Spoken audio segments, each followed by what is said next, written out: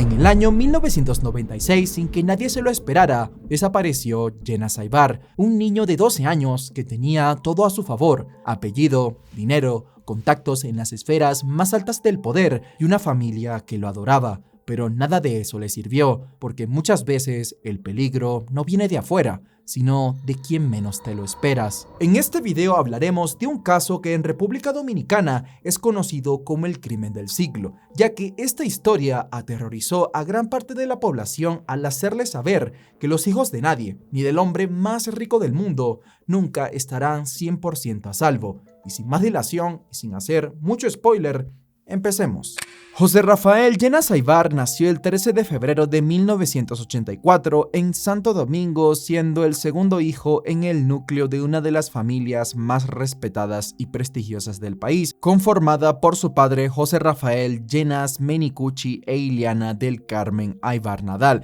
ya que estaban profundamente conectados con las altas esferas del poder político, mediático y deportivo de la nación. Y es que eran parientes del entonces vicepresidente de la República, Jacinto Peinaldo Garrigosa, así como de Hipólito Mejía, quien más adelante llegaría a la presidencia en los 2000, y esta extensa red de conexiones situaba a la familia en una posición de gran visibilidad, respeto y privilegio que le permitieron ofrecer a sus hijos una vida rodeada de comodidades y educación de primer nivel. En este contexto creció José Rafael, quien era muy querido por sus allegados, ya que era un niño sumamente inquieto, conversador y muy educado. Su vida transcurría con aparente normalidad. Asistía a la escuela, cumplía con sus responsabilidades y en sus tiempos libres salía en su bicicleta a hacer piruetas. Al frente de la casa de José Rafael vivía su primo Mario José Redondo Llenas, quien a pesar de ser 7 años mayor que él, desde siempre visitaba a sus tíos y a José Rafael para pasar el rato jugando juntos, y su relación era tan estrecha que el niño lo veía como un referente al que admirar, entre muchas cosas porque el niño soñaba con ir a la universidad y su primo ya estaba cursando su carrera ahí. Ante los ojos de la sociedad dominicana, Mario era simplemente otro joven privilegiado que gozaba de múltiples beneficios de pertenecer a una familia de clase alta. No obstante, detrás de la impecable fachada se ocultaba un profundo egocentrismo, falta de empatía, capacidad para manipulación y falta de remordimiento que nadie cercano a él sospechaba. Mario José estaba muy frustrado e inconforme con su estatus heredado, porque bajo su perspectiva nada era suyo, y si bien sus padres tenían con qué, no le soltaban la plata como a sus amigos, quienes alardeaban constantemente sobre haber comprado motos de alta gama, vehículos acuáticos tipo jet skis, ropa costosa e ir a fiestas lujosas, por lo que él vivía frustrado, sintiendo que no estaba viviendo las típicas experiencias de alguien de su edad, lo cual no tiene sentido porque ni el 1% de los chicos de su edad en República Dominicana vivían esa vida que él anhelaba, pero aún así sentía el famoso FOMO del que tanto hablan los chavos. En vez de tomar todos los recursos que le ofrecía su familia para ganarse las cosas, Mario, quien ya era privilegiado, quería dinero rápido y sin esfuerzo, y para poder obtenerlo no le importaba ni el medio ni las consecuencias. En su mente, uno de los culpables directos de que él no tuviera más dinero era su tío, ya que por lo que se rumorea, en la familia existieron disputas patrimoniales en las que su madre Nora había resultado desfavorecida en cuanto a la repartición de unas propiedades heredadas del abuelo Llenas. Y para que veas lo infantil que era la mente de Mario, este también estaba picado porque un día su tío no le quiso prestar una moto. Así que por esas tonterías decidió hacer algo impensable. El arribismo de Mario José lo llevó a relacionarse íntimamente con figuras de alto perfil en la sociedad dominicana, como la familia de Martín Palmas, quien era hijo de Teresa Mequia de Palmas y su esposo Luis Ángel Palmas de la Calzada. Se sabe de facto que de la Calzada fue miembro de la organización Al Margen de la Ley AAA, vinculada a cientos de asesinatos en Argentina durante la época del peronismo, al igual que su esposa. Para las elecciones de 1980, 1989, la familia apoyó a Carlos Menem como candidato presidencial, quien luego eligió a dedo a Teresa como la embajadora argentina en República Dominicana. Esta gente, durante su permanencia en el país, acumularon denuncias por actividades ilícitas, entre las cuales está la ocasión en que Teresa realizó importaciones fraudulentas de vinos por un valor de $23.000, burlando los controles aduanales. También orquestaron un fraude contra el Estado argentino al hacer ver que alquilaban una residencia ubicada en las cercanías del Jardín Botánico Nacional de Santo Domingo, pero resulta ser que la propiedad era de ellos mismos, pero aún así la presentaban como un gasto oficial de la embajada. A esta apropiación de fondos se sumó el uso de una histórica residencia de la emblemática zona colonial donada por el presidente de ese entonces para fines estrictamente culturales, pero estos montaron un negocio privado de restaurante lucrándose de un patrimonio cedido al Estado argentino. Además de estas acusaciones, se les atribuyeron otras por narcotráfico y utilización de pasaportes diplomáticos para facilitar el contrabando y evadir requisas en los aeropuertos. Y por si no fuera suficiente, se sabe de una ocasión en la que Luis Palmas golpeó brutalmente a un joven utilizando manoplas de metal, y esto, al igual que sus otros crímenes, quedó en la impunidad. Ya había quedado demostrado que Mario José era capaz de hacer cualquier cosa con tal de conseguir su objetivo de ser visto como alguien de gran estatus, pero él decidió llevar las cosas aún más lejos, planificando un crimen que, según él, sería el golpe que lo convertiría en millonario. Pero para mí que se olvidó que existía la cárcel. Igualmente, ahí vamos. Para orquestar su plan, se puso en contacto con su amigo Juan Manuel Molina Rodríguez, de 18 años, quien era otro joven de familia acomodada y pertenecía a los mismos círculos sociales donde hacían esto lo del alardeo de lo material. Pero Juan Manuel no fue elegido porque sí, sino porque era el candidato ideal para ser un cómplice, y Mario José lo sabía, ya que su amigo era un joven sumamente inseguro que buscaba constantemente la aprobación de sus pares y carecía del carácter necesario para poner límites personales, y estas vulnerabilidades fueron explotadas por él. De este modo procedió a persuadir a su amigo, convenciéndolo de que podían obtener fácilmente una enorme suma de dinero mediante un secuestro extorsivo con el que podrían cumplir todos sus sueños húmedos. Y esto de húmedos ya van a ver por qué tiene sentido más adelante, ¿ok? Sus primeros blancos fueron cuidadosamente seleccionados entre las familias más acaudaladas de su entorno social. Entre ellos se documentó que intentaron secuestrar a la hija del propietario de la reconocida librería Susaeta y a un hijo del prominente empresario Eduardo Pellerano. Sin embargo, estos intentos resultaron fallidos debido a que las potenciales víctimas contaban con esquemas de seguridad robustos, y ellos eran unos paquetes que los ponías a pensar un poco y se meaban encima. Así que, ante la frustración y la urgencia por concretar su objetivo económico, la mirada de Mario se tornó hacia el interior de su propio núcleo familiar, y como se podrán imaginar, en la primera persona que pensó fue en el pequeño José Rafael. Lo más rastrero de Mario es que él sabía que este plan iba a funcionar, porque al ser alguien con quien había crecido y que confiaba ciegamente, seguramente iba a encontrar la forma de quedar solo con el niño sin alertar a su entorno. El viernes 3 de mayo de 1996 llegó el fatídico día del secuestro, y Mario primero se acercó a José Rafael y le propuso llevarlo a una supuesta exhibición de motocicletas y automóviles que tendría lugar en el parqueo de un supermercado local. Lo único que debía hacer era que, cuando le pidiera permiso a su mamá, que no le contara a la suya, a la de Mario, o que de plano no le contara a nadie, pero José Rafael era un niño tan educado que para él era impensable salir sin el permiso de su mamá. Sabiendo que el niño debía cumplir con las normas del hogar, Mario se aseguró de que éste cumpliera con sus tareas antes de pedirle permiso a su mamá, quien estaba trabajando. Confiando plenamente en el joven, Ileana, que se encontraba fuera del hogar desde las 3 de la tarde, accedió a la petición por teléfono, estableciendo como única condición que José Rafael debía estar de regreso en casa a las 5 de la tarde a lo mucho, siendo esta la antesala del que sería conocido como el crimen del siglo en la República Dominicana.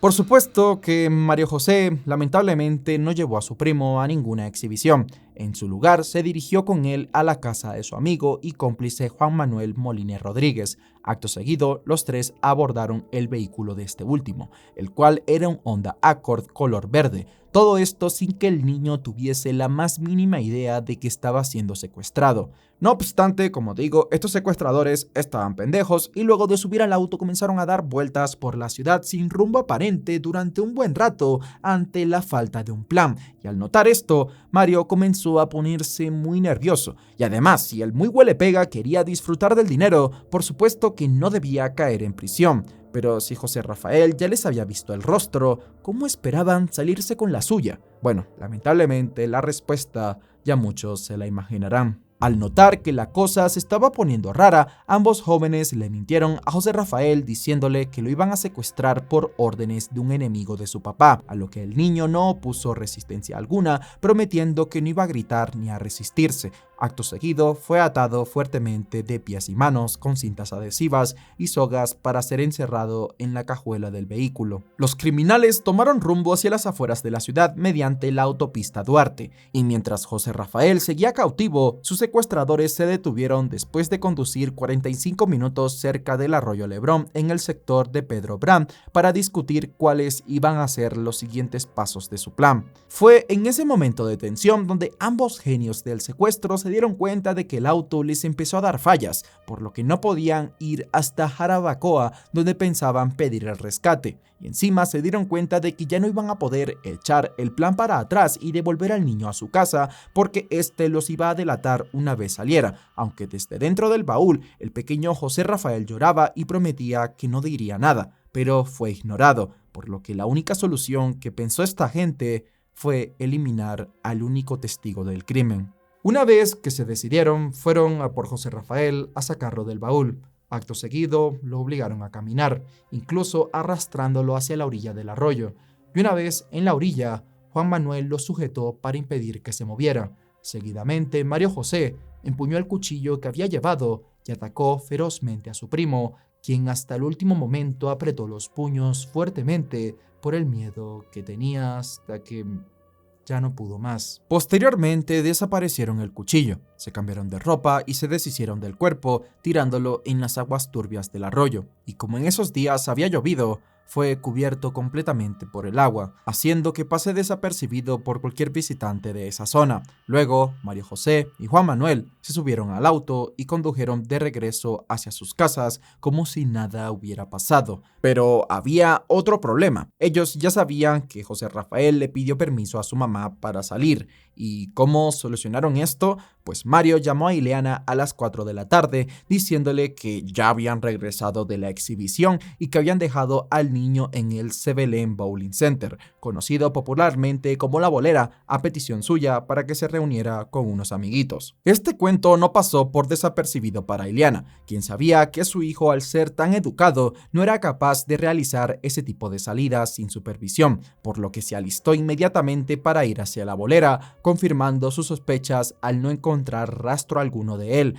por lo que estaba claro que algo grave había sucedido. Decidida a desentrañar la verdad, se dirigió al supermercado donde supuestamente se celebraba la exhibición automovilística que sirvió de excusa para la salida, y al llegar descubrió con horror que no había ni la más mínima señal de que allí se hubiera realizado tal evento. Al confirmar que todo era mentira y sentir que el mundo se le venía encima, regresó a su casa antes de las 6 de la tarde, llamó al papá del niño, quien estaba en Santiago por trabajo, y se comunicó con un primo suyo para que la ayudara a buscar a su hijo. Ileana llamó durante un par de horas a Mario José, quien se había desaparecido y no contestaba llamadas hasta las 8:20 de la noche, que por fin se decidió a dar la cara y dio su versión indicando que dejó a José Rafael en el parqueadero de Los Bolos con 2 muchachos de su edad y un chofer. La búsqueda continuó sin hallazgo alguno, y esa misma noche distribuyeron 50,000 panfletos con la foto de José como desaparecido, y al día siguiente apareció en los periódicos.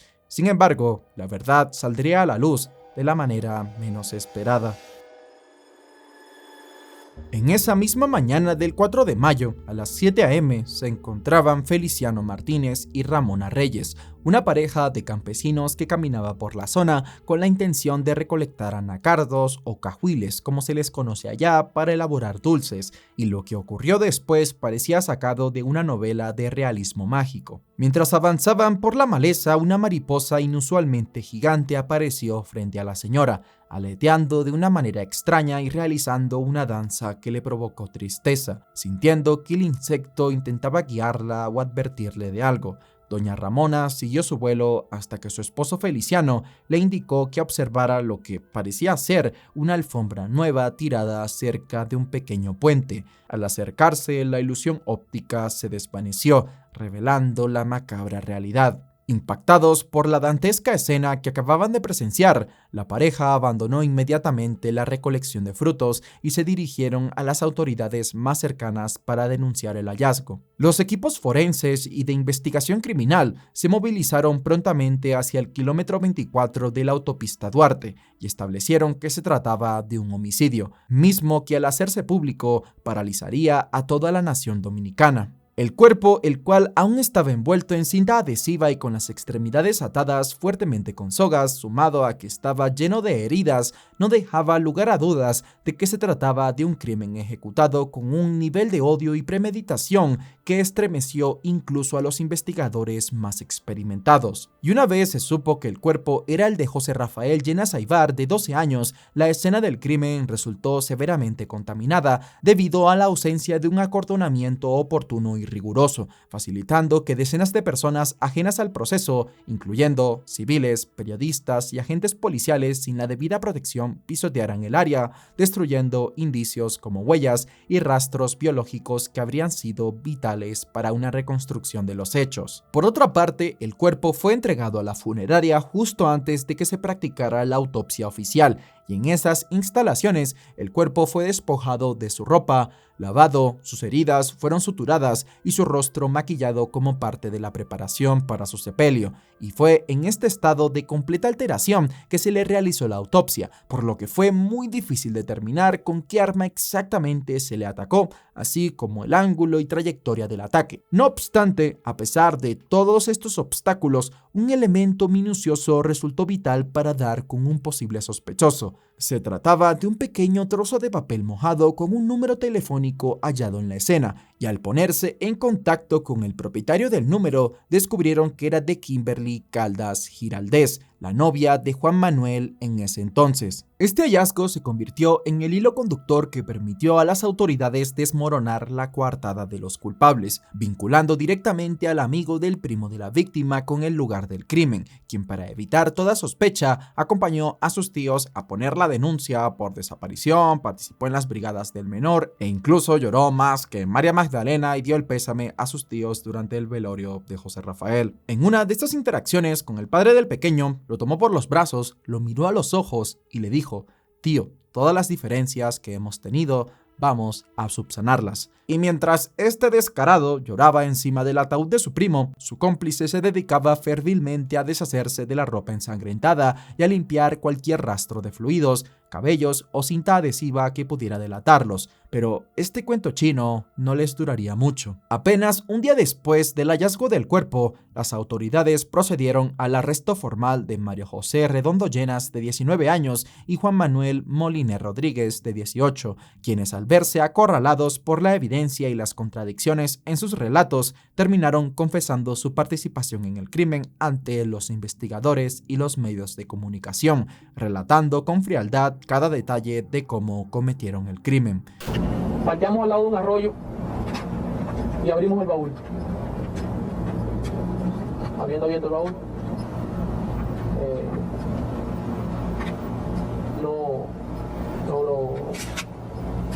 no lo pensamos más.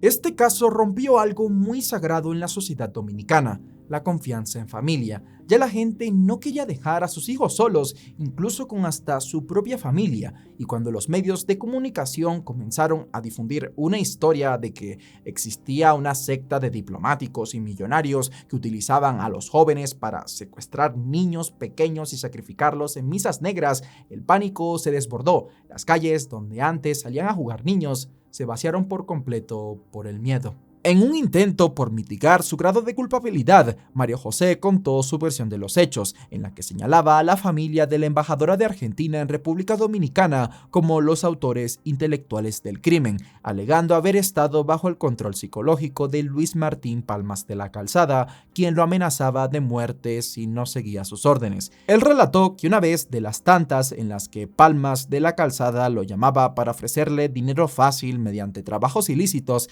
le ofreció una misión que consistía en trasladarse a una finca ubicada en la provincia sureña de Barahona con el objetivo de buscar y empacar un cargamento de cocaína. A lo que Mario José, deslumbrado por el poder económico del argentino y sus ansias de hacerse rico, aceptó el encargo. Sin embargo, tras cumplir su parte exitosamente, Palmas de la Calzada se negó a pagarle el dinero acordado y que en lugar de pagarle, lo obligó con arma en mano a que le hiciera un mamerto. Algo que molestó a Mario, pero que lo tuvo que hacer y que, según él, hizo que se convirtiera en asesino. Tiene sentido todo. También relató una ocasión en la que se encontraba en una finca del diplomático en la que presenció una discusión entre él y otro de sus jóvenes concubinos, y en medio del pleito, le llamó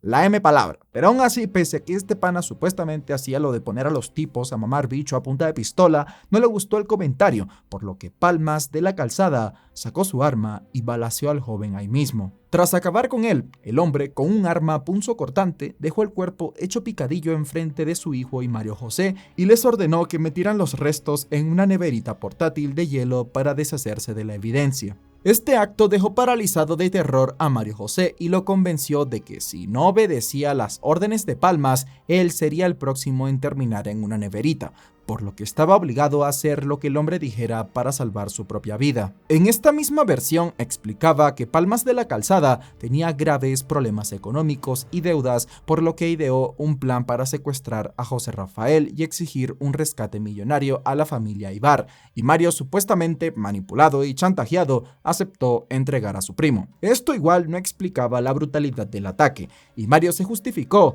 diciendo que cuando le estaba dando las 34 puñaladas a José Rafael, en su mente él sentía que se las estaba dando a Palmas de la Calzada, así como que simbólicamente. Aún así, esto no le sirvió de nada a Mario, y cuando todo apuntaba a que le iban a dar 30 años de cárcel, que es la pena máxima en República Dominicana, decidió ir aún más al extremo. Ahora, según Mario, Palmas de la Calzada no solo era un mafioso, sino que era el sumo sacerdote de una secta satánica que organizaba misas negras en fincas privadas y residenciales de lujo a las que acudían personas de mucho poder. Describió escenarios con altares, velas negras, cánticos, consumo masivo de sustancias, orgías y sacrificios de animales que supuestamente servían como preparación para el sacrificio mayor, el humano. Aquí justificó el por qué había elegido a su primo, y es que, en sus palabras, la secta le exigió entregar un sacrificio humano para una ceremonia importante, y el requisito era que la víctima debía ser pura e inocente, y de no hacerlo, él sería el sacrificado. Al no poder secuestrar a un niño desconocido de la calle sin ser descubierto, Mario afirmó que su mente aterrorizada lo llevó a entregar a su primito, y cuando le preguntaron por qué fue tan violento, él respondió que el ensañamiento no fue por odio, sino porque el ritual exigía un derramamiento de sangre masivo. La evaluación psiquiátrica reveló que Mario tenía un perfil de personalidad antisocial, frialdad emocional, narcisismo, ausencia total de remordimiento y una notable capacidad para mentir y manipular. Además, todo el cuento se le vino abajo cuando Juan Manuel desmintió las versiones ofrecidas por su ahora ex amigo, declarando bajo juramento que no hubo ningún rito satánico y que todo fue idea suya, que la idea inicial era secuestrarlo para exigir un rescate de 10 millones de pesos dominicanos que iban a repartir mitad y mitad, pero cometieron el error de no tener un espacio en donde esconder al niño mientras negociaban el rescate, y al meterlo en el baúl de su coche se dieron cuenta que no podían tenerlo ahí indefinidamente dando vueltas por la ciudad. Además, por ese tiempo salieron los rumores de que en realidad Mario chantajeó a Juan Manuel con revelar que era gay, a pesar de que este tenía novia, y que por eso este colaboró, o que ambos tenían una relación y que el dinero era para alocarse por ahí. Y los rumores agarraron más fuerza, sobre todo por cómo hablaba Juan Manuel, lo cual es un tema delicado y no me pongo a juzgar aquí porque si no me funan, y solo lo menciono, ¿ok? Él le dijo al niño que se bajara del carro y le dijo que él tenía que amarrarlo.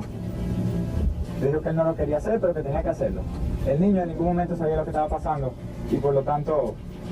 accedió completamente y no se opuso. Cuando Mario José lanzó la acusación contra Luis Martín de Palmas de la Calzada y Teresa Mequia de Palmas, señalándolos como los verdaderos autores intelectuales y coautores del crimen, el caso dejó de ser un crimen local y se convirtió en un escándalo internacional diplomático. En un principio, la familia rechazó las acusaciones, calificándolas como las mentiras delirantes de un psicópata que buscaba reducir su condena. Sin embargo, Palmas de la Calzada cometió un error que lo puso en la mira de la justicia dominicana, admitiendo haber visto desde su casa a los asesinos mientras transportaban el cuerpo sin vida del niño en el vehículo, provocando que fuese señalado como cómplice por no haber denunciado el hecho inmediatamente por las autoridades. Cuando el Ministerio Público y los jueces dominicanos intentaron citar formalmente a Luis Martín Palmas de la Calzada y a su hijo Martín para interrogarlos y allanar sus propiedades, incluyendo la famosa finca donde supuestamente ocurrían los rituales estos invocando al diablo, usaron la Convención de Viena de 1961. Y es que esta gente, al ser esposo e hijo del embajador en función,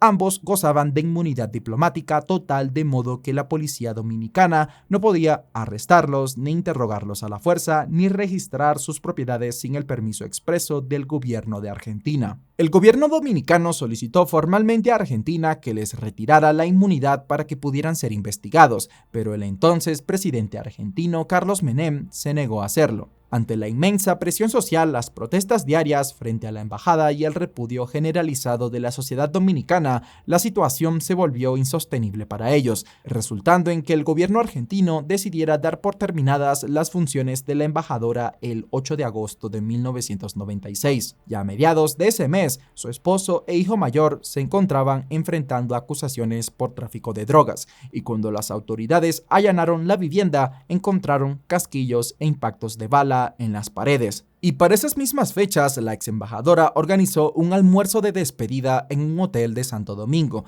pero esta fue interrumpida por una turba de unas 300 personas que rodeó el lugar exigiendo justicia por José Rafael, ya que, como sabrán, hasta ese momento la gente hasta le creía por lo menos algo a lo que estaba diciendo Mario, de que este tipo invocaba al diablo y que pues todo fue culpa de un ritual. Como que la gente sospechaba más o menos esto, y como era gente con poder, ¿sabes?, con inmunidad y todo ese tema, pues más odio todavía. Y la protesta fue tan intensa que la familia Palmas de la Calzada tuvo que suspender el evento y huir literalmente por la puerta trasera del hotel para dirigirse al aeropuerto y abandonar el país. Al regresar a Argentina, la familia logró su objetivo principal de no ser juzgados por el asesinato del niño, aunque la justicia dominicana mantuvo el caso abierto contra ellos en ausencia y se habló de pedir su extradición, aunque nunca prosperó debido a que el gobierno argentino no cooperó. No obstante, el karma judicial los alcanzó por otro lado, y es que la exfuncionaria fue procesada por fraude al Estado por el tema de que cobraba miles de dólares mensuales en alquiler al gobierno argentino por una propiedad que había sido comprada en secreto por ella y su esposo a través de una empresa fantasma. Le obligaron a devolver el dinero y fue despedida. Tras este escándalo de corrupción, la familia intentó vivir en el anonimato en Buenos Aires. Eso hasta que tanto Teresa como Luis fallecieron años después. Pero igualmente, según expertos dominicanos, dicen que ellos no tuvieron nada que ver con el caso y que huyeron más por el tema de que si los investigaban iban a descubrir los otros crímenes que sí habían cometido. Pero quien no vivió en el anonimato fue su hijo Sergio Palmas, quien llegó a ser subsecretario en el gobierno argentino. Esto para que vean que las conexiones nunca desaparecen. Durante la fase de investigación y proceso del juicio se sumaron más negligencias al caso, como el hecho de que el arma homicida jamás fue recuperada, al igual que la ropa que llevaba José Rafael al momento de su hallazgo, así como las prendas incautadas a los acusados. Estos elementos, que debieron ser resguardados celosamente bajo custodia policial, desaparecieron en sus propias instalaciones, algo que alimentó las sospechas de encubrimiento deliberado por parte de autoridades corruptas. Y para que no haya duda de que la policía no era de confiar, estos incautaron el vehículo de Juan Manuel, lo llevaron al taller, lo lavaron y fue reutilizado por los propios agentes de la ley para patrullar en él, sepultando una de las fuentes de información criminalística más importantes del caso. Aunque de igual manera, Mario José fue condenado a 30 años de prisión y Juan Manuel resultó con 20 años de condena, además de que se les obligó a pagar 5 millones de pesos dominicanos a cada uno a favor de los padres del niño. En un principio la libertad condicional se les fue denegada a ambos, pero recuerden que no tenían ni 20 años y las condenas en República Dominicana son muy bajas. Es por ello que por lo mediático y horrendo del crimen, si Mario José y Juan Manuel hubiesen sido enviados a los pabellones comunes, era prácticamente seguro que no hubieran sobrevivido. Y para que no les pase nada, gracias a la influencia económica de sus familias, lograron que fueran ubicados en el pabellón de los extraditables, que era el área donde ubicaban a los presos con estatus, en donde gozaron de máxima seguridad dentro del penal Najayo, manteniéndolos aislados de la furia de los presos comunes. Aquí tuvieron acceso a comodidades como aires acondicionados, televisores con cable, neveras ejecutivas y baños privados. Asimismo, se alimentaban con alimentos de calidad y se rumorea que también contaban con acceso a celulares y computadoras con conexión a internet. La prueba más contundente de que estos privilegios existían ocurrió en octubre de 2012. Se realizó una intervención sorpresa en Najayo para desmantelar el área de los ricos y decomisaron todo tipo de aparatos electrónicos. A consecuencia de esto, Mario José fue sacado de este lugar y puesto temporalmente en la cárcel. El 5 de mayo de 2016, exactamente 20 años después de la tarde en que fue arrestado, Juan Manuel Moliner Rodríguez cruzó las puertas de Najayo hacia la libertad, aunque su salida no pasó desapercibida, pues el trauma colectivo de la sociedad dominicana seguía a flor de piel y su liberación fue el tema central en diversos medios de comunicación. Juan Manuel enfrentó a los medios y leyó un documento en el que pedía perdón públicamente a la familia Llena Saibar y a la sociedad, expresando su arrepentimiento por su participación en el atroz crimen y reconociendo el dolor irreparable que había causado, pero su perdón fue puesto en tela de juicio por haber dicho que cumplió su pena sin privilegios a pesar de todos los beneficios que tuvo, y que dijo también que ya había pagado lo que tenía que pagar, cuando 20 años no es nada por todo lo que hizo. En la actualidad, su vida se desarrolla más en el estricto anonimato. No tiene presencia pública, no da entrevistas y vive como un fantasma dentro de la sociedad, sabiendo que su rostro y su nombre siempre estarán ligados a la tragedia. El 5 de mayo de 2026, tras cumplir sus 30 años de sentencia, Mario José Redondo Llenas salió en libertad y su salida generó un mayor revuelo que la de Juan Manuel, y frente a las cámaras de los periodistas que lo esperaban a la salida, se pronunció cuidadosamente a través de una carta en la que se disculpaba y decía arrepentirse de corazón por haberle hecho tanto daño indirectamente a tantas personas. Aún así, todas las preguntas las respondió como un político el cual habla y no dice nada con el fin de lavarse las manos. Además, parece ser que por sus conexiones o el sistema no la pagó tan cara. Pues recapitulemos. Primero, salió con 49 años. En prisión se graduó como licenciado en Derecho y estudió Ciencias y Letras. Seguramente dinero no le faltará por su familia y hasta tuvo un hijo que se cree que tiene 21 años. La información de quién es la madre es limitada o si el hijo es suyo también es escasa, aunque muchos dicen que se parece a él. Pero wow, sé que esas son las leyes de República Dominicana, pero para mí su castigo se quedó corto. Si te gustó el video te recomiendo el caso de un robo de banco el cual salió muy mal no solo para los asaltantes, sino que también para las víctimas.